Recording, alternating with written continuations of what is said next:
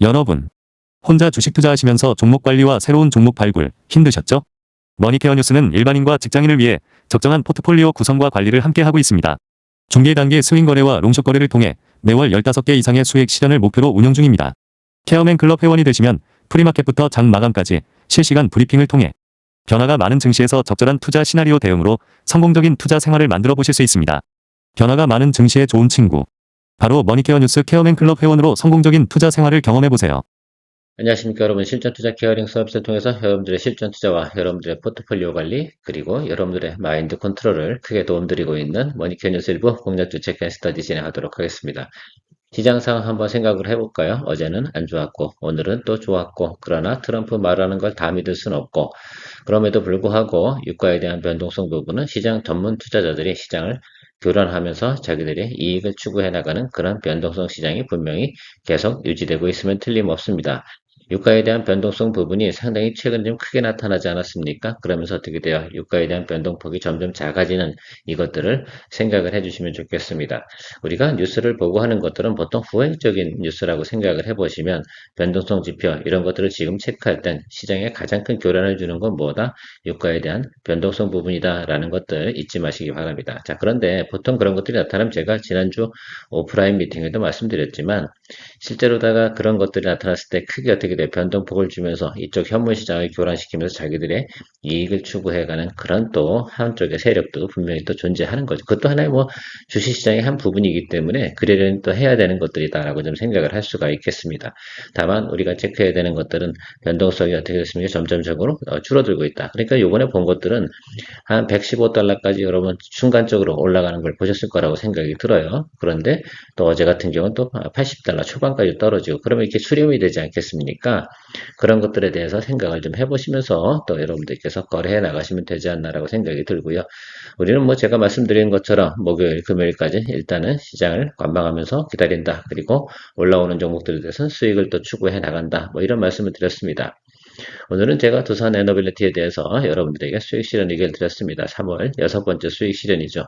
실제로 우리가 3월달 들어서 수익을 또 많이 낼 수 있는 그런 상황이 아님에도 6개까지 또 우리가 수익 실현 의견을 드려왔는데, 여러분들도 나름 그런 부분들을 잘 참조하셔서 또 눌려있는 것들이 많이 있지 않습니까? 뭐 두산 에너빌리티가 더 올라갈 수 있는 확률이 분명히 있다는 것도 저도 잘 알고 있습니다. 자, 그런데 그런 것들을 갖다 다 어떻게 끝까지 수익을 추구해 나가는 것이 중요한 거 아니고, 전체를 생각하시면서 관리를 좀 해 나가자라는 말씀을 드리고 싶은 게 제가 핵심 요소라고 좀 생각을 할 수가 있겠습니다.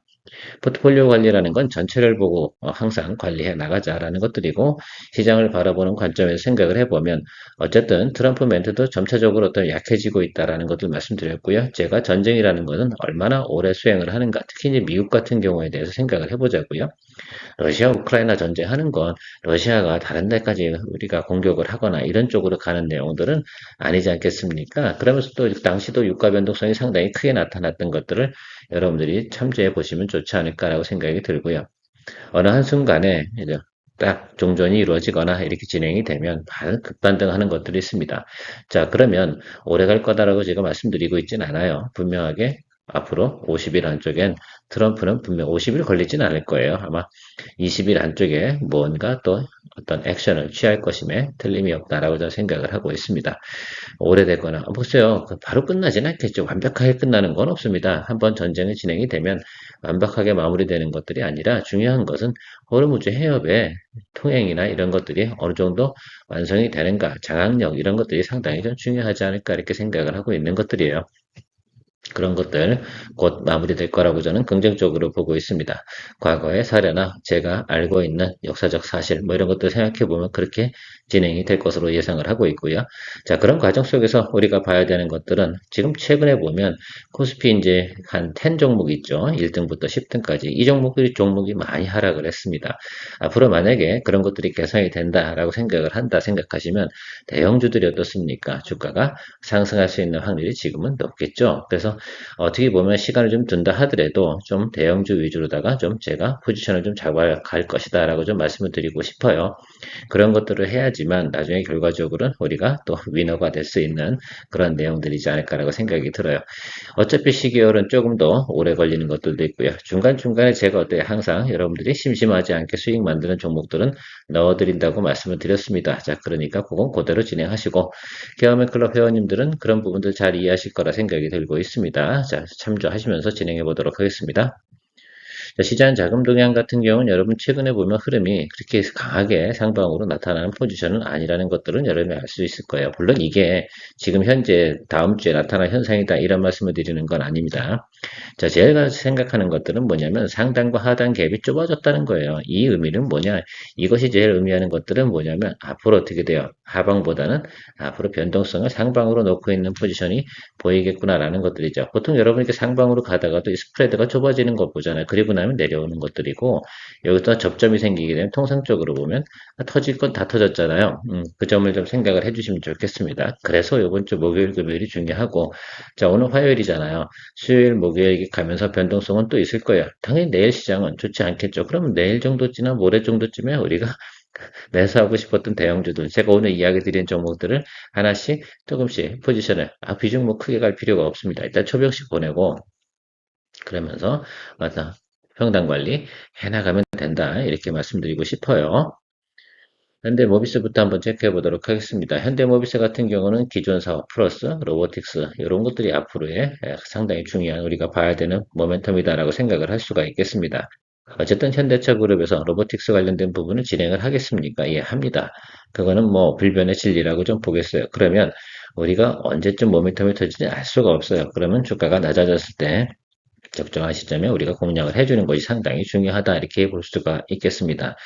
이 사실은 저는 이렇게 보고 있어요. 어쨌든 현대차 그룹이 로봇을 생산해서 공급을 하거나 또 자기들이 활용을 하기 위해서 기본적인 부분에서는 지나치게 단가가 높으면 수익성이 떨어지는 거 아니겠습니까? 그런 부분들을 국내 공급망을 마련을 해서 진행을 하게 되는 그런 과정 속에서 가장 큰 역할을 할 것이 앞으로 현대모비스고요. 또 하나는 지배구조 차원에서도 분명히 앞으로도 모멘텀을 받을 회사가 바로 현대모비스. 이 점은 우리가 불변의 진리라고 저는 생각을 하고 있습니다. 자, 그렇다고 하면 우리가 이 종목 같은 경우는 어떻게 해요? 나중 구간에 진입을 할 때 이미 우리가 모멘텀을 한번 확인을 했어요. 앞으로 이 종목은 이런 모멘텀으로 이런 내용으로 주가가 상승을 할 겁니다라는 내용들을 보이고 있습니다. 자, 그러면 그것들에 대해서 적정하게 우리가 좀 시간이 걸린다 하더라도 대형주는 좀 시간이 걸리죠. 그러나 최근에 지금 시장 상황을 생각을 해보면 시장만 안정이 되면 다시 주가가 상승할 수 있는 여력은 충분히 가지고 있다라는 것들을 볼 수가 있겠습니다. 자, 그러면 가이던스 부분을 한번 생각해 볼 수가 있겠는데, 현대모비스를 가지고 우리가 가이던스를 봐야 되는 이유가 뭐냐라는 것들은 간단하게 생각을 해보면 좋겠어요. 과거 대비 사업 구조가 조금 변하고 있어요. 웬만한 사업들 기존에 하고 있던 것들, 뭐, 글쎄요, 자동차 관련된 부품 사업이겠죠. 이런 것들은 기존에 있는 벤더들에게 하나씩 넘겨주고, 새로운 거, 로보틱스 관련된 부분, 자율주행 관련된 부분에 좀 더 집중을 하는 그런 모습을 보이고 있습니다. 자, 그러면서도 매출이나 이런 것들이 크게 변화가 있냐 없냐 생각해보면 그런 것들은 거의 없어요. 그러면 이 종목 같은 경우는 앞으로 모멘텀과 그렇죠? 예, 우리가 보스턴 로보틱스의 상장 관련된 내용들과 같이 연동해서 움직일 가능성이 상당히 높다 이렇게 볼 수가 있겠습니다. 저는 뭐 현대차보다는 오히려 거래하기 편한 게 현대모비스다라고 좀 생각을 하고 있어요. 왜? 우리가 이 종목 같은 경우는 물린다 하더라도 시간을 주게 되면 자기 가치를 발현할 수 있는 그런 상황에 놓이기 때문입니다. 그 미래 가치는 뭘까요? 바로 이 지배구조 관련된 내용이고요. 미래 사업에 대한 가치는 모멘텀으로 생각을 해주시면 심플하다라고 좀 말씀드리도록 하겠습니다. 자, 그래서 우리가 이제 지금 같은 경우 제가 이 아래 꼬리 달린 거 있지 않습니까? 여기도 아래 꼬리가 달렸고, 그러니까 결과적으로는 이 라인이 있잖아요. 그러니까 이 라인부터 이 라인 정도는 뭐 하는 구간이다라고 생각을 해보시면, 우리가 공략을 해줘야 되는 구간이구나라고 생각을 해주시면 좋겠어요. 일단은 62이동평균선 아래쪽에 들어오고 120일 이평 사이에 들어왔다라고 생각하시면, 그거에 대한 부분에 대한 거 생각해 주셔야 되고, 이제는 약간 성장에 대한 개념 있지 않습니까? 이게 지금 포함되어 있는 것들이 현대기아, 그런 회사들의 관련된 회사들의 내용이다라고 좀 생각을 할 수가 있겠어요. 기존에는 그냥 순수하게 제조업에 대한 가치 이런 걸로만 생각을 해서 저평가 받았는데 이제는 성장 모멘텀이 생겼으니까 그 부분을 가지고 우리가 플레이해 나가야 되는 것들이다라고 생각해 주시면 심플하다. 그리고 관련돼서 SL이 이제 현대모비스의 많은 사업들을 SL이 이관을 받아서 진행하는 내용들도 같이 있습니다.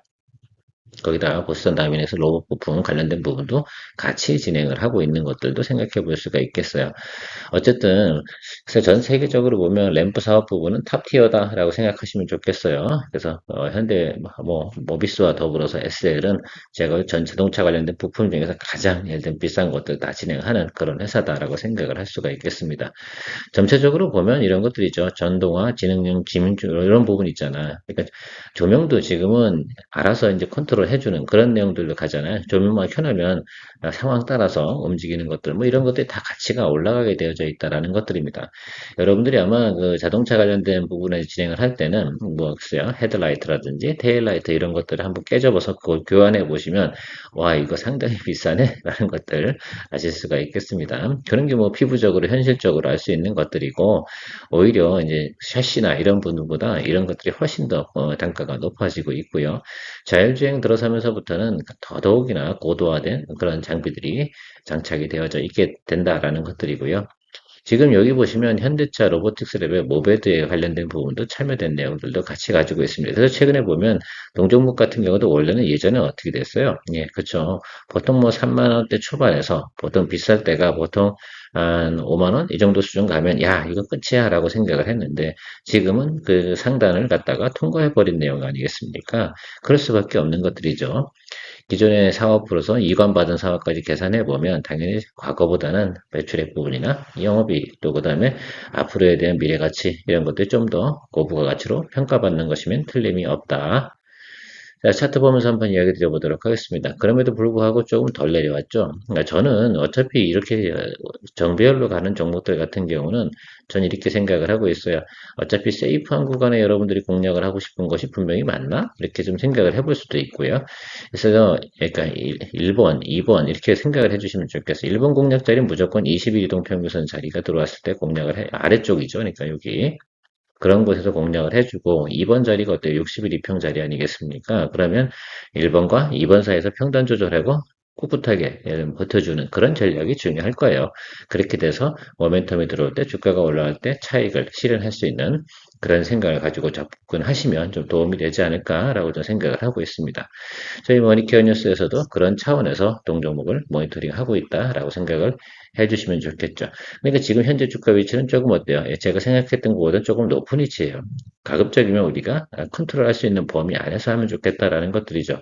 그러면 얼마 정도냐? 그래서 지금 현재 주가로 보면 한 61,500원 이 정도 구간이 처음에 21, 2평 라인 들어오는 자리다라고 생각을 할 수가 있겠고 아래쪽은 55,000원 이 정도 사이에서 평단 조절해주는 그런 전략으로 지금 준비 중에 있다라고 말씀드리고 넘어가도록 하겠습니다.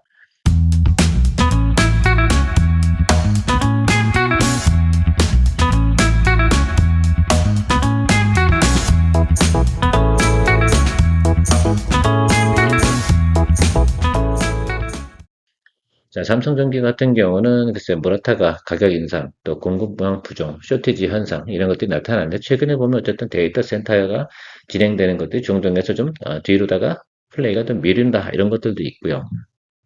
조금 안 좋은 뉴스가 좀 나오긴 했습니다. 자, 그럼에도 불구하고 디바이스라든지 전체적으로 보면 MLCC 관련된 부분은 분명한 건 앞으로도 쇼티지 현상이고 공급이 부족하니까 단가 올리는 건 당연히 나타나겠죠. 이게 마치 디램하고 비슷한 현상이다 라고 보시면 좋겠어요. 전장 같은 경우도 계속 증가하겠죠. 요즘 글쎄요. 웬만한 자동차의 기본 옵션에 전장 부품이 들어가지 않는 것들은 없습니다. 자, 그걸 좀 생각을 해보시면 좋겠어요. 앞서 말한 SL의 헤드라이트에도 거기도 기판 들어가고 MLCC 들어가고 그렇죠. 아, 자동차 운행하다가 요즘은 오작동 나거나 그러면 곤란하지 않겠습니까? 거기다가 FC BGA 부분도 지속적으로 어때 지금 잘 나가고 있는, 사실 뭐 대덕전자라든지 뭐 심텍이라든지 뭐 이런 것들 다 체크코리아 서킷 이런 거 보시면 아시잖아요. 거기 실적이 좋다는 건 삼성전기의 FC BGA 분야도 양호하다 이런 것들을 여러분들은 충분히 또 생각해 보실 수가 있겠어. 사업별로 보면 그렇다 이거죠. 그래서 지금은 그래서 MLCC 플러스 그죠? 여러분들 FC, BGA 이쪽 관련된 부분에서 같이 성장을 하는 것들이고 나머지 광학솔루션 이쪽 부분 같은 경우는 그냥 기본빵은 다 한다라는 것들 생각해 주시면 좋겠습니다. 자, 그래서 목표가가 지금 이 종목 같은 경우 상당히 높아졌어요. 그래서 매크로가 안 좋을 때 조정이 들어오면 이 종목은 당연히 매수 관점으로 접근해 주는 것 종목 중에 하나다 이렇게 말씀드렸습니다. 우리가 계속해서 보유해 갈 수는 없으니까 플레이를 하자 이렇게 제가 이야기 드리고 있어요. 이미 우리가 과거에, 그러니까 제가 한 3년 전쯤, 2년 전쯤 있잖아요. 삼성전기 엄청 오를 거예요. 삼성전자보다 더 수익률 부분에 더 좋을 거예요라고 했던 기억이 있습니다. 그렇게 됐나요? 예, 그렇게 실제로 이루어졌습니다. 혹은 제가 이런 표현도 드렸어요. 삼성전자 올라가는 만큼은 삼성전기도 같이 올라간다. 그래서 삼성전자를 굳이 투자 안 해도 삼성전기만 해도 기본적인 수익률 충분히 만들어낸다라고 했는데 삼성전기 같은 경우는 지난해 하고 지금 올해까지 들어오는 과정 속에서 제가 한 여러분들하고 4번에서 5번 정도 거래를 했던 것 같아요. 자, 그래서 뭐 일단은 이미 이때 끝난 거예요. 이 이전에. 그래서 지난해 이제 가을 넘어가면서부터는 이제는 계속 플레이하는 쪽으로 진행을 하고 있고요. 자, MLCC 가격 인상한다는 소식으로 주가가 올랐습니다. 좋아요. 알겠어요. 우린 다 인지한 거야. 자, 그럼 이게 원점 도래로 개념으로 본다라고 생각하면 이런 개념으로 좀 보셔야 되지 않을까라고 생각이 들어요. 아직 변동소 부분이 끝나지 않았습니다. 저는 35만 원 정도까지 올 거라고 생각하지 않았으면 좋겠어요. 가급적이면. 왜? 그래야지. 그죠? 더 좋은 거니까. 뭐 보유하신 분들도 계시고 또 이렇게 하니까 그렇죠. 자, 그런데 우리가 플레이하는 개념에서는 이제 20일 이동평균 이 아래쪽에 들어올 때 우리가 초병을 투입해야 된다라고 저는 생각을 하고 있어요. 물론 선물 지표 보면서 진행을 하겠는데 그렇게 기회를 줄까 안 줄까 보통 잘 안 줘요. 잘 나가는 종목들 같은 경우는. 그럼에도 불구하고 우리가 계속해서 그렇게 모니터링을 해주면서 그래도 뭐 이렇게 생각을 할 수가 있겠죠. 뭐 30, 한 7만 원 이 정도 구간에서 8만 원 이 구간에 매수했어도 하방은 열어두고 여러분들이 항상 준비를 해주는 것이 좋겠다라고 생각을 할 수가 있겠습니다. 글쎄요, 뭐 나쁘냐 좋냐 이것 떠서 뭐 그때 그런 부분이 아니고 우리가 종목별로 비중을 투자해 나가는데 얼마큼 비중을 담아서 가느냐에 따라서 우리가 부담력이 적은 거예요. 스트레스 덜 받고 가야 되는 것들 이런 것들을 항상 제가 생각하고 있습니다. 그렇게 투자하고 있음에도 불구하고 최근에 장이 급락하면 종목은 지수가 10% 하락하면 종목은 거의 20% 정도 하락을 하는 거예요. 코스닥 종목도 더 할 거죠. 그렇죠? 그런 과정들이 있기 때문에 항상 우리가 비중을 갖다 잘 컨트롤해 나가면서 투자해 나가는 것들은 아주 중요한 요소 중에 하나다라고 말씀드리도록 하겠습니다. 네이버도 여러분들 체크를 좀 해볼 때가 되지 않았나. 네이버가 또 이렇게 좀 싸질 때니까 사실은 그렇잖아요. 네이버 같은 경우는 그동안 이슈가 많이 있어가지고 주가 많이 올라갔었어요.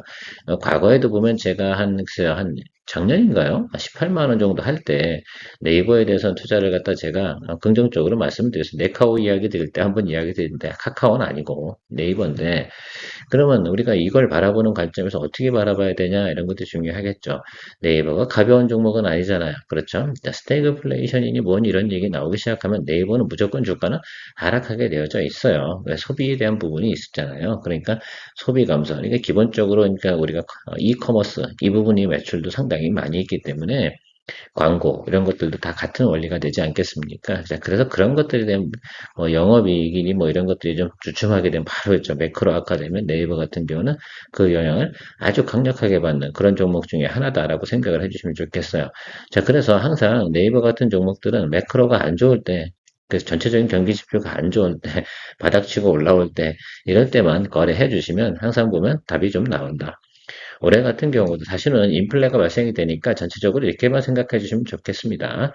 매크로가 개선이 되면 바로 동종목 같은 경우는 자기 원래 위치대로 돌아갈 것이다. 라는 것들이 가장 큰 핵심 요소이지 않을까라고 생각을 하고 있습니다.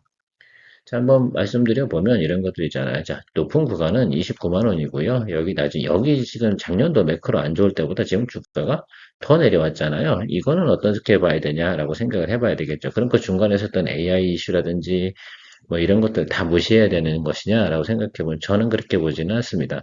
그래서 일단 기본적으로 우리가 볼 수 있는 구간은 무너진 자리까지는 충분히 볼 수 있는 공간은 생겼다라는 것들이에요. 그러면 이 아래쪽으로 내려가면 얼마나 내려갈까라고 생각하면 그러면 한 1년 반 정도 주가지수로 내려가야 되는 것이냐라고 생각하면 그건 또 아니지 않겠습니까?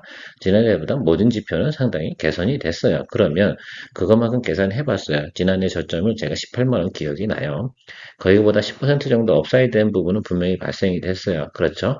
자, 그러면 20만 원대 초반 정도가 바닥권이다라는 것들을 우리가 생각해 볼 수가 있어서 이쪽 아래 구간 있잖아요. 지금 제가 여기 아래 꼬리 달린 자리, 이 자리 구간은 우리가 반드시 공략해야 되는 자리로 저는 해석을 하고 있습니다. 그래서 여러분들 이 종목 같은 경우도 간만에 코스피 이제 쉽게 말하면 그 시가총액 순위 탑10 안에 있는 종목들을 공략할 수 있는 아니면 코스피 아니면 뭐 200 종목 안에 코스피 50 종목 안에 있는 것들을 우리가 공략할 수 있는 좋은 또 기회가 생긴 것으로 생각할 수가 있겠어요. 저는 이렇게 항상 생각을 해요. 장이 갑자기 매크로가 안 좋아서 확 내리면 가장 먼저 우리가 생각해 봐야 되는 것들은 작은 종목들이 아닙니다.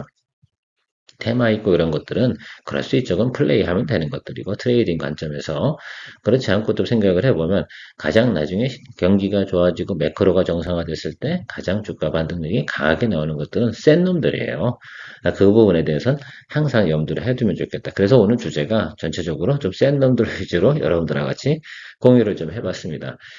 간만에 이런 종목들을 우리가 포트폴리오에 담을 수 있는 기회가 생겼다라고 생각하시면서 모니터링 해나가시면 도움이 되지 않을까라고 생각이 들어요.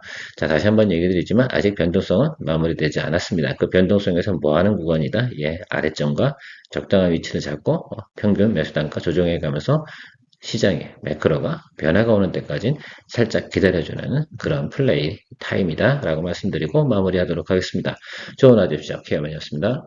성공의 길을 찾아 나아가 머니케어 뉴스와 함께해 중기 단기 복습 거래로 매월 15종목을 잡아 투자의 기술 배우고 케어맨 클럽에서 시작해 말씀 매도 노하우로 성공적인 투자 즐겨봐 우리는 함께 이뤄내 꿈꾸던 수입을 찾아 매일매일 새로운 기회 머니케어 뉴스와 함께해